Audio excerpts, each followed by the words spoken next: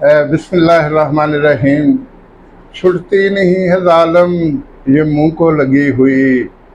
साहिबो, channel सदाए जहानिया के मेज़बान अशरफ अली मशदी का सलाम कबूल कीजिए। साहिबो, कई दिन से आँख के ऑपरेशन की वजह से घर में लेट लेट के तंग आया, तो अपने चैनल के प्रोड्यूसर मोहम्मद अयाज ख़ान को बुलाया कि आएँ दो चार बातें कर लें क़ारीन से और कुछ मालूमात फराहम कर लें। तो इस ये सोच कर फिर कैमरे के सामने मौजूद हूँ। तो मेरी तरफ़ से आपको बहुत बहुत सलाम कबूल हो। साहिबो, वासफ़ अली वासफ़ को आप जानते हैं कि वो पढ़े लिखे पीर इंसान थे। गुजरांवाला से तल्लक था और दयाल सिंह कॉलेज में कुछ अर्सा पढ़ते भी रहे, पढ़ाते भी रहे और तालीमी हलकों में वो अपना एक ख़ास मकाम रखते थे और रखते हैं। उनके छोटे छोटे जुमले बड़ी अहमियत के हामिल हैं और बड़े पावरफुल जुमले वो बोला करते थे। और उनकी जो किताबें छपी वो भी छोटे छोटे जुमलों पर मुश्तमिल हैं और वो जुमले मुख्तलिफ़ जगह पे बड़ी अहमियत के हामिल होते हैं। एक जगह पे वो फरमाते हैं कि गुस्सा इंसान के मुस्तकबिल को बकरा बना के खा जाता है, और तजुर्बात बताते हैं कि ये उनकी ज़िंदगी का निचोड़ था।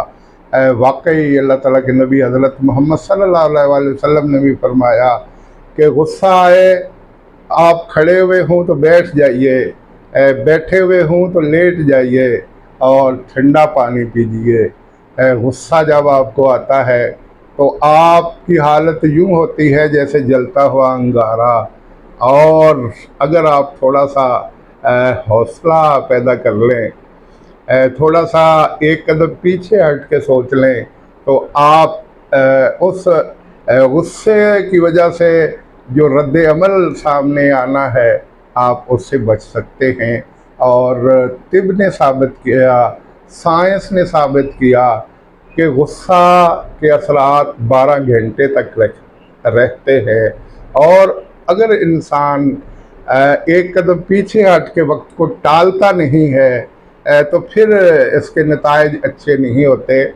पिछले साल हम शेखुपुरा से जहानिया की तरफ आ रहे थे, तो हमसे अगली सीट पर 2 आदमी बैठे गुफ्तगू कर रहे थे, और एक आदमी की गुफ्तगू जारी थी कि मेरे कान खड़े हुए और मैं तवज्जो के साथ उनकी बातें सुनने लगा। वो अपने साथी से बता रहा था कि आप मेरी मूँछों को मत देखें, आप मेरे बड़े बड़े बालों को मत देखें, आप मेरी खामोशी को मत देखें, आप मेरे बड़े बड़े बोलों को मत देखिए। मैं एक वक़्त था कि अपने आप को बहुत कुछ समझता था, लेकिन आज मैं समझता हूँ कि मैं बिल्कुल ज़ीरो हूँ। फिर उसने अपनी स्टोरी कहना शुरू की, कहने लगा कि मैं नारोवाल का रहने वाला हूँ। नारोवाल में 17 एकड़ मेरा रकबा था और मैं गांव के चौधरियों में शुमार होता था। बड़ी इज़्ज़त थी, बड़ा वक़ार था, बरादरी वसी थी और हमारा टैका बना हुआ था। बस पता नहीं वो कौन से लम्हात ऐसे आए कि वही मेरी किसी के साथ अनबन हो गई, और मैंने सब सोचे समझे बगैर फायर खोल दिया और 3 आदमी मौका पर जाँ बहक हो गए। मैं वहाँ से फ़रार हुआ और किसी और शहर जाके मैंने रहना शुरू कर दिया, और सूरत-ए-हाल जब बहुत ज़्यादा ख़राब हुई तो मुझे अदालती कार्रवाइयों का सामना करना पड़ा। फिर मुझे मजबूरन वो 17 एकड़ रकबा फ़रोख्त करना पड़ा।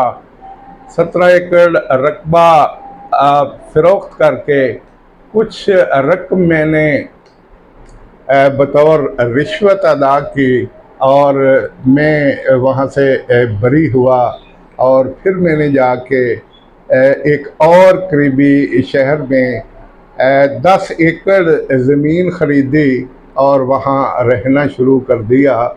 अब वही صورتحال جو پہلے مجھے پیش آئی تھی پھر پیش آئی، کیونکہ کہتے ہیں کہ ایک مرتبہ جب انسان کسی کی جان لے لیتا ہے تو پھر اس کے لیے جان لینا آسان ہو جاتا ہے، وہ سوچتا ہی نہیں، وہ کہتا ہے اگر ادھر سے میری جان چھوڑی، پاکستان کا نظام بھی تو ایسا ہے کہ قتل کی اگر سزا ملے، جرائم کی اگر سزا ملے تو پھر لوگ جرائم سے دور رہے، جب جرائم کی سزا نہیں ملتی، انصاف نہیں ہوتا، تو پھر ہر ایک کہتا ہے کہ وہ کون پوچھتا ہے، فلاں نے کیا تھا وہ بھی تو پھر رہا ہے نا، میں بھی آزاد پھر لوں گا، کوئی مسئلہ نہیں۔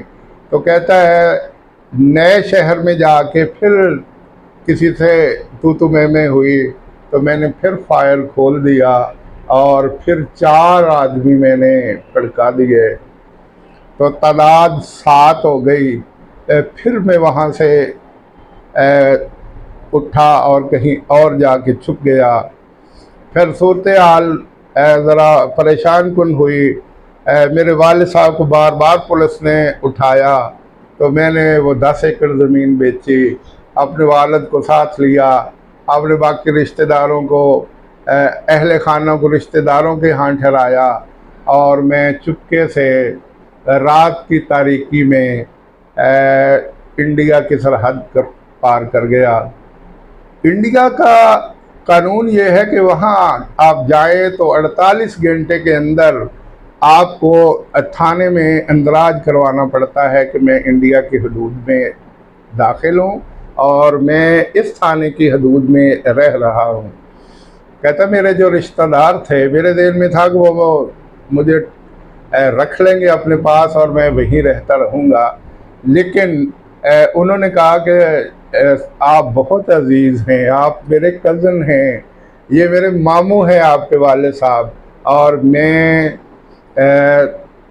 ان کی باتیں سن کے ششدر رہ گیا۔ انہوں نے جب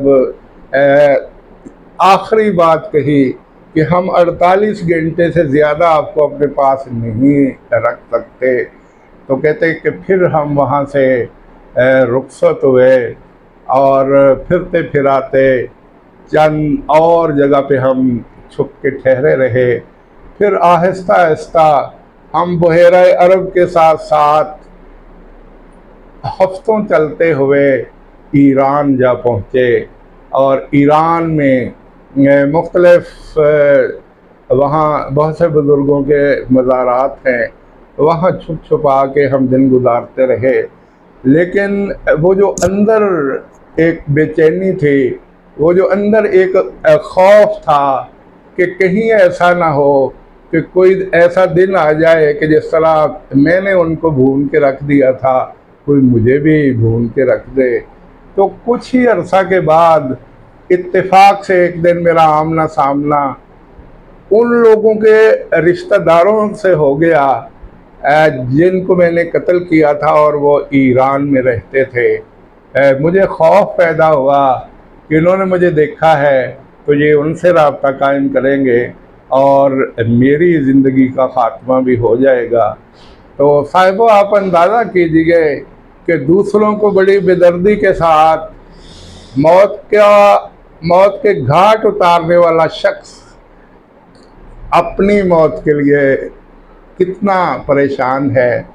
حالانکہ قرآن کی وہ آیت ہمارے سامنے ہے کہ اینما تکونوا یدرککم الموت، آپ جہاں بھی چھپیں گے جب موت کا معین وقت آ جائے گا تو وہ آپ کو دبوچ لے گی۔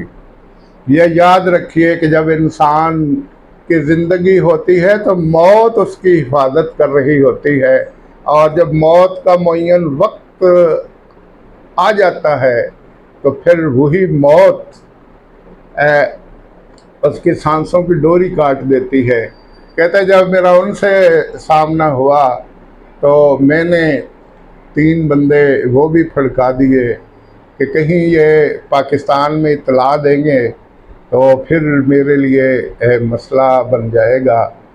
کہتا اب تعداد 10 ہو گئی، اور ایران کے اندر مجھے یوں محسوس ہوا کہ اب کچھ قوتیں میرا پیچھا کر رہی ہیں، کچھ ایجنسیاں میرا پیچھا کر رہی ہیں، پتہ نہیں یہ میرا خوف تھا یا حقیقت تھی، میں بے چین تھا۔ ویسے بھی کہتے ہیں کہ قتل کرنے والے لوگ، جرائم کرنے والے لوگ، ان کا سکون ختم ہو جاتا ہے، دن کا اور رات کا ان کا سکون ختم ہو جاتا ہے۔ کہتا مجھے بے چینی تھی، تو میں پھر آہستہ آہستہ چھپتا چھپاتا ایران کا اور پاکستان کا درمیانی بارڈر جو 909 کلومیٹر بنتا ہے، وہاں سے کسی جگہ سے موقع ملا تو میں رات کی تاریکی میں پاکستان میں داخل ہو گیا، اور چھپ چھپا کے میں نے پاکستان کے ایک اور شہر میں رہنا شروع کر دیا۔ اور پھر اس نے اپنی کہانی شروع کی کہ اب پاکستان میں آ کے میں ظاہر باہر جا نہیں سکتا ہے، بہت سے تھانوں میں میرے خلاف کیس ہے اور میں اشتہاری ہوں۔ وہ جو 10 ایکڑ زمین میں بعد میں بیچ کے گیا تھا، وہ رقم بھی آہستہ آہستہ ختم ہو گئی، کچھ انڈیا جاتے ہوئے، کچھ ایران میں رہتے ہوئے، اور کچھ واپس پاکستان میں آتے ہوئے۔ اور اب وہ اپنی فائنل رپورٹ دے رہا تھا کہ اب صورتحال یہ ہے کہ میں کرائے کے گھر میں رہتا ہوں، میرے پاس ایک چھوٹا سا پلاٹ ہے، اور اس پلاٹ پر کنسٹرکشن کے لیے میرے پاس پیسے نہیں ہیں، میری فیملی مجھ سے دور ہے، میرے رشتہ دار مجھ سے دور ہیں، میرے وسیب کے لوگ مجھ سے دور ہیں، اور میں چوہے کی طرح چھپ کے دن گزار رہا ہوں۔ میں یوں سمجھو کہ زیر زمین رہتا ہوں، کبھی کبھی باہر آتا ہوں۔ یہ جو آج میں آپ کے ساتھ سفر کر رہا ہوں، یہ بھی فلاں جگہ پہ رشتہ دار کی وفات تھی، تو اس وفات کے بعد رشتوں کے تقدس کو پیش نظر رکھتے ہوئے میں تعزیت کے لیے آپ کے ساتھ چلا گیا، اور اب یہاں بیٹھے ہوئے بھی میرا دل دھڑک رہا ہے، اور میں خوف زدہ ہوں کہ کوئی مجھے دیکھ نہ لے۔ کہتے میری صحت خراب ہو گئی، جب میں نے یہ کام شروع کیے تھے تو میرے بال سیاہ تھے، میری مونچھیں سیاہ تھیں، میں مونچھوں کو بٹ دے کے رکھتا تھا، اور میں ناک پہ مکھی بیٹھنے نہیں دیتا تھا۔ اور اب صورتحال یہ ہے کہ اپنی جعلی اکڑ پھون کو مد نظر رکھتے ہوئے میں نے یہ بڑی بڑی مونچھیں بھی رکھی ہوئی ہیں، میں نے اپنے آپ کو چھپانے کے لیے یہ داڑھی بڑھا لی ہے، اور میں نے بڑے بڑے بال رکھ لیے ہیں، میں بھیس بدل کے رہتا ہوں جیسے میں ملنگ ہوں، نہ مجھے رات کو چین ہے نہ مجھے دن کو چین ہے، ہر وقت مجھے خوف رہتا ہے کہ کوئی بھی لمحہ آئے گا، ان میں سے کوئی پہنچے گا اور میری زندگی کا خاتمہ کر دے گا۔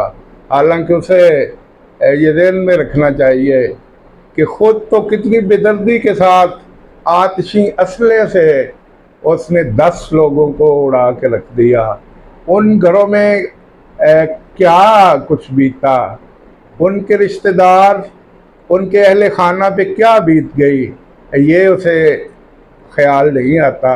اسے اپنا خیال ہے کہ کہیں میری زندگی کا خاتمہ نہ ہو۔ اسے یہ خیال رکھنا چاہیے کہ ہر ذی روح کو ایک دن موت ضرور آنی ہے۔ اگر وہ 10 لوگ اس کی گولیوں سے موت کے گھاٹ اتر گئے تو گولی نہ صحیح اس کو تبھی موت آ سکتی ہے، اور وہ خوف زدہ ہے۔ لیکن اسے یہ ذہن میں رکھنا چاہیے کہ موت کا ایک دن معین ہے، اور انسان 100 سال بھی جی لے تو بھی آخر اس کی زندگی کا خاتمہ ہونا ہے۔ اور اصل چیز تو اس کو بے چین کر رہی ہے کہ اس نے 10 جانیں لی ہیں، اور ان گھروں کو ویران کیا ہے، بچوں کو یتیم کیا ہے، ان کی آہیں، ان کی بددعائیں، اور ان کے نالا و شیمن کی جو بھی صورتحال ہے وہ ہر وقت اس کے کانوں میں گونجتی ہے، اور یہ پریشان رہتا ہے۔ تو آخر پہ اس نے کیلکولیشن کر کے دی کہ میں آپ سب سے کہتا ہوں اور سننے والوں سے کہتا ہوں کہ جب کبھی غصہ آئے تو ایک قدم پیچھے ہٹ کے اس کو ٹال لیجئے۔ جب آپ ایسا نہیں کر پاتے تو پھر آپ کے لیے वीरानियाँ हैं, आपके लिए परेशानियाँ हैं। आपके सामने इसकी ज़िंदा मिसाल मैं हूँ। एक लम्हा था कि अगर वो जो मुझे दो चार सख्त बातें की गई, मैं वो सुन के खामोश हो जाता कि चलो जी कोई बात नहीं, गांव के लोग हैं, अगर किसी ने मुझे गाली दे दी है तो क्या बात है, मैंने भी तो गालियां दी हैं। लेकिन मैंने कहा कि वो होता कौन है जो मुझे गाली दे के फिर यहाँ से गुजर जाए। मैंने उन तीनों की जान ले ली और फिर दिल बड़ा तो सिलसिला चलता रहा, और 10 लोगों को कत्ल करने के बाद आज मेरी अपनी पोजीशन ये है कि मेरी सेहत ख़त्म हो गई, मेरे रिश्ते नाते ख़त्म हो गए और मेरी तमाम वो चुदराहट ख़त्म हो गई। पहले 17 एकड़ ज़मीन बेची, फिर 10 एकड़ और ख़रीद ली, फिर वो बिकी और वो पैसा ख़त्म हो गया। आज किराए के मकान में रहता हूँ और बाज़ दफ़ा मेरे पास किराया देने के लिए पैसे नहीं होते। वो जो प्लाट पड़ा है मैं उस पर कंस्ट्रक्शन करना चाहता हूँ, लेकिन आप अंदाज़ा कीजिए जिसके पास किराए के पैसे नहीं होते वो कंस्ट्रक्शन कहाँ से करेगा। अब सूरत हाल ये है कि बाज़ दफ़ा किराएदार आके ऊंची आवाज़ में पुकारता कि पैसे दीजिए, मैं माजरत करता हूँ और ऊंची आवाज़ से। तो फिर उस वक्त गैरत अपनी जगह पे लेकिन मजबूरियाँ अपनी जगह पे। अब मैं उसको कुछ नहीं कहता कि अगर इसको भी मैंने कुछ कहा तो फिर मैं कहाँ जाऊँगा। मिन्नत कर लेता हूँ, घुटने पकड़ लेता हूँ, पाँव पड़ जाता हूँ कि खुदा के लिए मुझ पे ऐसे हालात हैं कि मैं बयान नहीं कर सकता, आप मुझे रहने दीजिए, आपको पैसे मिलते रहेंगे। तो आखिरी उसके जो अल्फाज थे वो आज भी मेरे कान में गूंज रहे हैं कि जब भी गुस्सा आए तो एक कदम पीछे हट के उसको टाल लीजिए।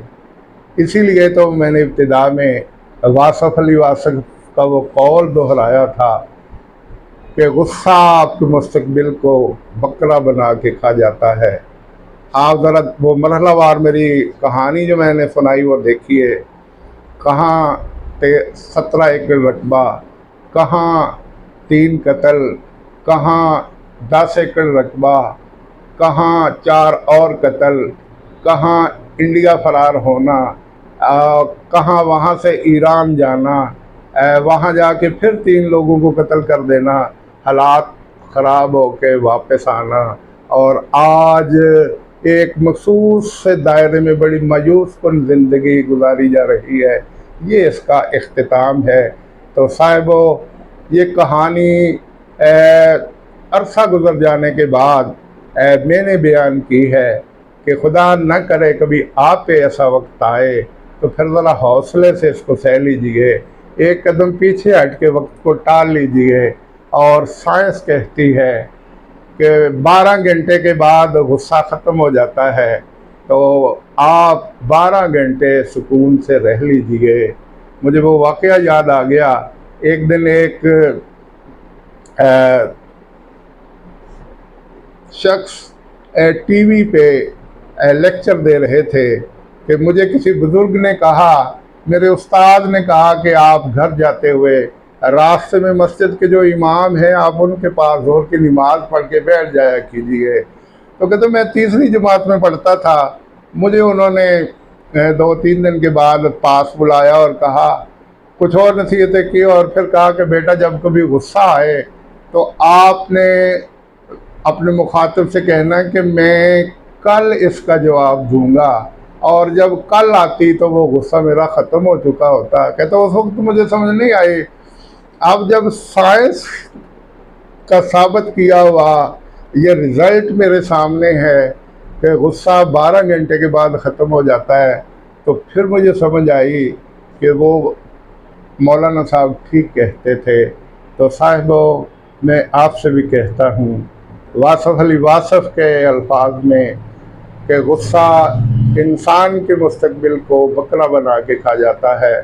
सो गुस्से के बाद में ज़रा हौसले से काम लीजिए, एक कदम पीछे हट के वक्त को टाल लीजिए और आप अपने मकसद में कामयाब हो जाएंगे, परेशानियों से बच जाएंगे और आपकी ज़िंदगी सुकून से गुजरती जाएगी। मैं इन्हीं अल्फाज पे اپنی گفتگو سمیٹ رہا ہوں۔ وسلام۔